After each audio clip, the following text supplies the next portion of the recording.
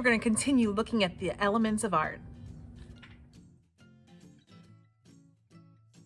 The elements of art are the building blocks used by artists to create a work of art. There are 7 elements of art. Line, color, shape, form, value, space, and texture. Today's element is texture. Texture refers to the way an object feels to the touch or looks as it may feel if it were touched. Everything has some type of texture. We describe things as being rough, smooth, silky, shiny, fuzzy, and more. 2 types of textures are actual texture or visual texture. Actual texture is the way a surface feels when it is felt or touched, such as rough, smooth, soft, hard, silky, slimy, sticky, and more. I can't actually show you real examples since this is a screen. However, you can pretend these examples are real. 3D art, such as sculpture and architecture structures, are tactile in nature because they can be felt. An example of real texture would be wood, sandpaper, canvas, rocks, glass, granite, metal, and more. Visual or implied texture is not real texture. All textures you observe in pictures are visual textures. No matter what it looks like, you cannot feel it. The picture will always be smooth. Visual texture can be stimulated or invented. Stimulated texture is the type that is created to look like something it is not. For example, a drawing or a painting of a dog where its fur is made to look like real fur. Artists can create the illusion of texture in their paintings by stimulation or implying through the use of various art elements such as line, shading, and color. As in art, you can see texture everywhere. Today we're going to be using the element of texture to create our own texture creature.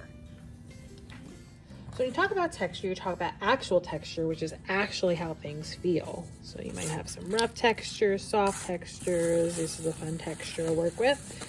Those are actual textures, textures you can actually feel. Or you can have visual texture, which is how something looks like it might feel. And I created these visual textures with some texture plate and some crayon rubbing, which is also really fun to do. In your packet, you have a page on texture. The page on texture is page 11.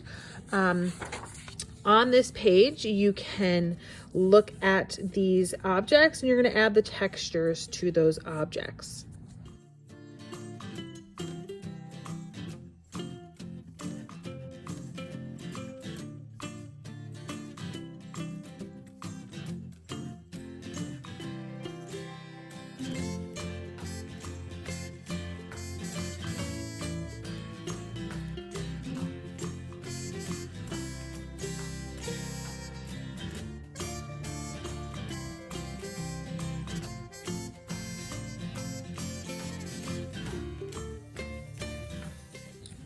By adding textures to these objects, you're making them look a little more lively and a little more realistic. You can also color them and fill them with all the different colors. That would be really cool. We're going to be inspired by the book Where the Wild Things Are to create our own hybrid creature, a creature that has all different features from different animals. So I have this planning worksheet. It's not in your packet, but you can print it if you'd like, or just do it on a separate piece of paper. It's kind of just a planning idea. So you can pick different features from different animals, nose, tail.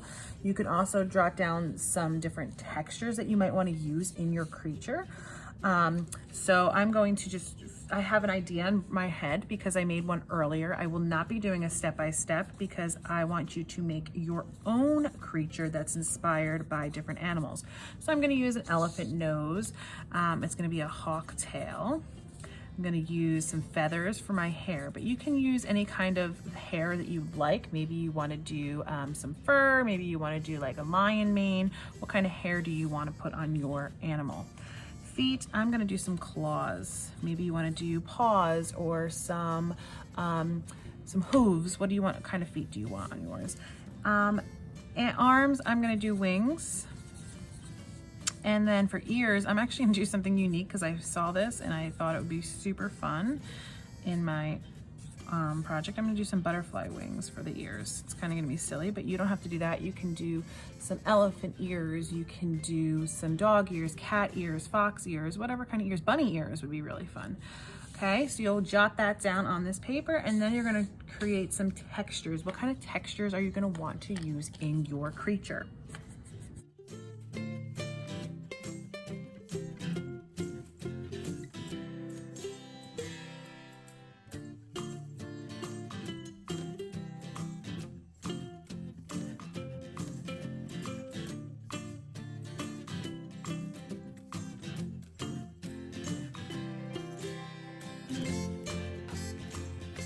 Okay, I also attached, and I forgot to say this before, a texture worksheet that has a bunch of different really awesome textures that you can use on your creature.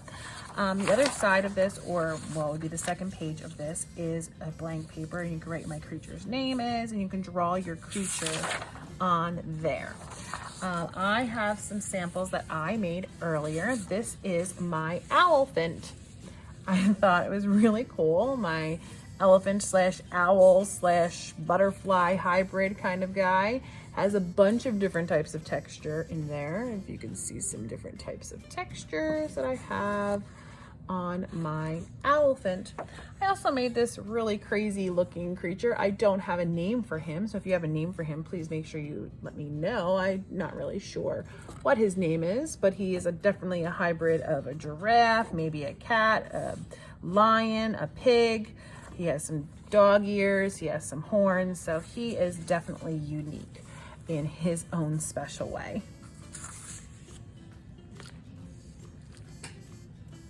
I cannot wait to see that texture creature. I hope you use a lot of different textures, maybe some soft textures, some scaly textures, pointy textures. The sky's the limit. You can use any type of texture you'd like to. I cannot also wait to see which features you use from different animals. I'm sure it's going to look really cool. Please make sure that you're posting it on Artsonia, on Google Classroom. You can post it in a picture to me. I want to see it. I cannot wait to see it. Have a wonderful day, friends, and keep creating.